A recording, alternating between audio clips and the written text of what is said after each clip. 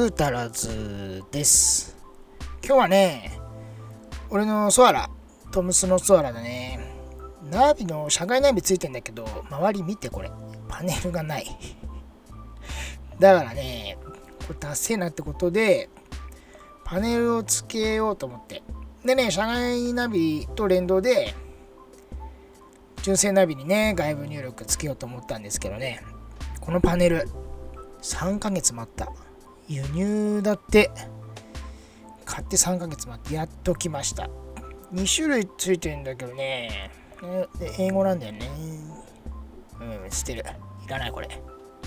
わかんないもんね。ってことでね、ちょっと外していきましょう。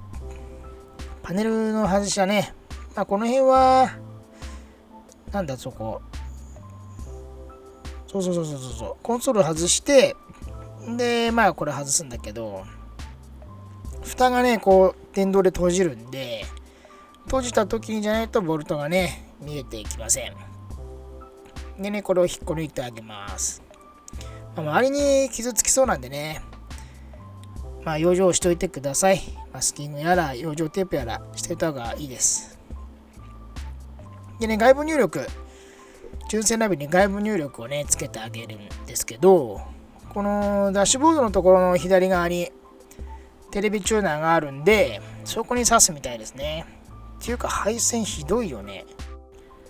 配線ね、前のオーナーさんがやったんだろうね。ちょっと配線汚いんでね、この辺も直しながらね、やっていこうと思います。で、外部入力はこの純正ナビのテレビチューナーについてるらしいんですよ。このね、左側の奥、エアコンのフィルターのところの左側だね。ここ見えないけど、配線でさ。ここにね、挿すみたい。空いてるコネクターがあるんで、そこにね、カチッとね、入れてあればいいらしいです。なかなか見えないんだけどね。これだけなんだけどね。で、あとは RCA だね。音声出力と映像出力つないであげれば、ビデオっていうのがね、表示されますんで。今ね、これ一つしかね、映像出力しかつけてないけどね、これ、音声出力もつけないとビデオが表示されないです。これすげえ迷った。でね、ウーハーの配線取っちゃいます。で、もうね、ついてるの取っちゃったんだけど、ウーハーだけね、これついてたんですよね、ウーハーが。で、レアシートにドーンって乗っかってたんで、これ出せなと思って。で、この配線もね、取っちゃおうと思ったんですけど、見て、この配線。これはちょっとひどいね。こういうのは良くないよ。こういうのでね、火出たりするんでね。これスカーフプレートの金具のところにかましあったんだな。これはちょっとひどいんでね。この辺もね、整理して、車屋さんがね、カメラの配線引き直したんだって。車屋さんやったのひどくない？下手かよと思って。これ純正のウーハーここにあるんで、後付けのウーハーはいらないでしょと思ってさ。でもなんでリアシート外したかって配線取るためだよね。で、リアのスピーカーもね、ショートしてました。配線引き直してんだね。これじゃあね、ショートするわな。この辺の配線も綺麗にしてね。ウーハーあるからさ、いらないでしょ。で、これはここに取ってる。これはひどいね。これもね、取っちゃいますけど、取るとこなかったかな、他に。もうちょっとあったと思うんだけどな。これも取っちゃいます。こういうのね、やっぱりつける人、隠してあげると、車綺麗にね、見えますから。あとね、こちらの配線だね。これはね、何の配線かと思ったらね、リアのエアロだね。エアロにバックフォグついてんだよね。で、その配線みたい。いや、バックフォグいらねえっしょと思って。で、あるもんね、線隠したけど、今度取ろうかな。いや、バックフォームいらねえな。そのために配線量はひどいなと思って。もともとねえからな。それいらねえな、やっぱり。でね、配線もきれいに戻してあげましょう。このスカーフプレートの金具の内側だね。ここ通しましょう。金具のとこはね、危ないですから、配線は。特に。車燃えますからね。なんか油ついてんだよね。なんでだろう。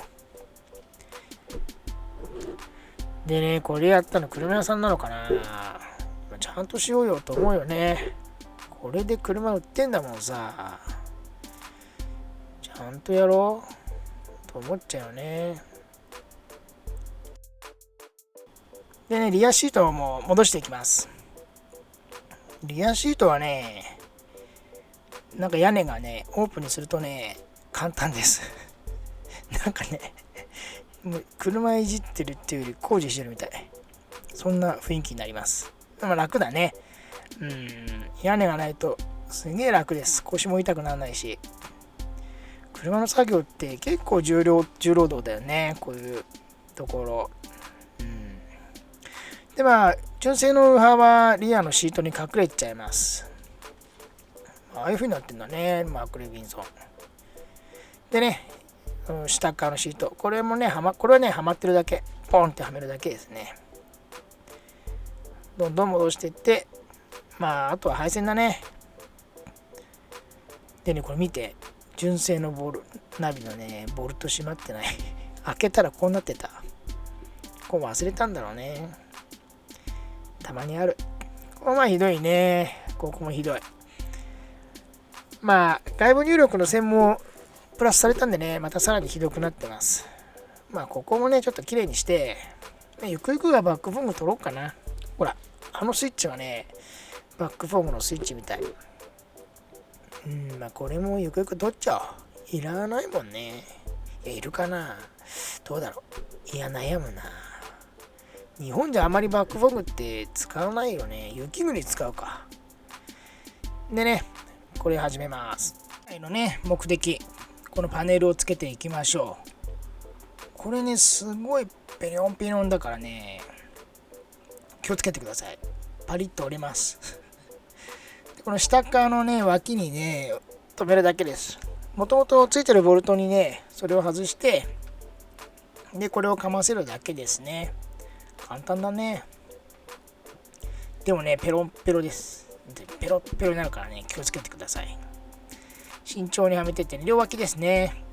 で、もう1セットあったんですけど、あれはどうやらこのフェイスカバーを外して使うパターンのやつもあるみたいだね。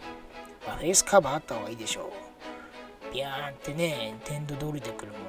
それ必要だよね。ってことでね、こっちにしてます。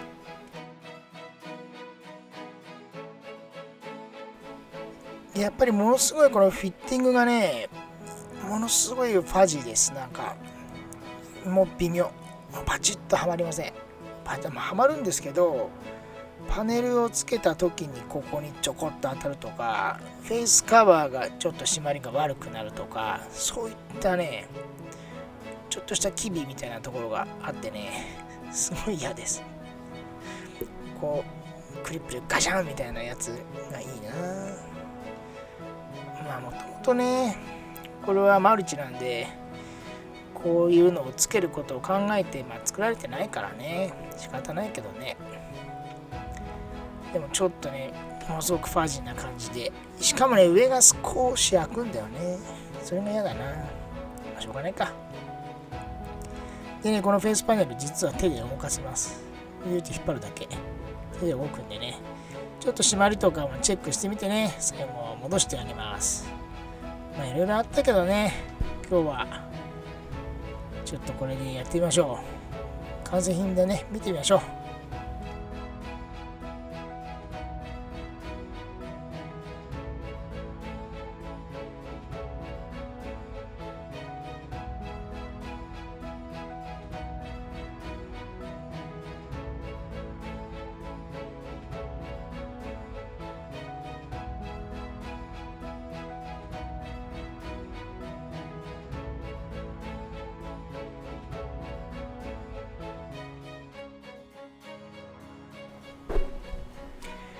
ここに純正ナビだねがあるんで、これビデオの表示が表示されるようになります。これがもうやりたかったんだね。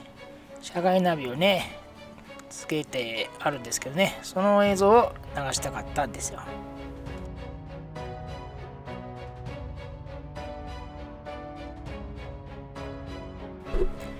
でね、ここは隠れてパネルもつけてね、ないよりはやっぱあった方がいいね。かなり綺麗にね仕上がったな。やっぱ高級車はねこうでないとね。素晴らしい。でね、こんな感じになってる。バックフォグ取ろうかな。ここやだな、これやだな。配線処理した時でもねリアシート戻しちゃってたんで、いつかねバックフォグ取ります。配線も取っちゃいます。でね、これ DVD だね。車外ナビから DVD を映すとこうやってね映るようになるんです。これが本来でなんて言った今でね、本日の作業もここまでになります。いろんな配線処理だとかがね予定外だったね。それを処理したからね、本当は午前中で終わる予定が1日かかっちゃいました。ああやって車みんないじってるんだろうね。でもね、ああやって金具のとこに配線あると危ないんでね、あれはやめた方がいいです。内側にね通してあげましょう。前のオーナーさんね、ああいう風にいろいろカスタムしてったんだろうね。こうやって中古で買うと前のオーナーさんがどういう風にやってたかっていうのもね見れて意外と楽しいです。やっぱりねちょっと危ないなと思うところもやっぱりあるんで、そういうところを自分なりに直してってで自分色に染めていくっていうのかな。ちょっとかっこいいね、自分色に染めていくちげえかってことでね、次回はいろいろまた配線処理しようかなってことで、ご視聴ありがとうございました。よろしかったらグッドボタン、チャンネル登録よろしくお願いします。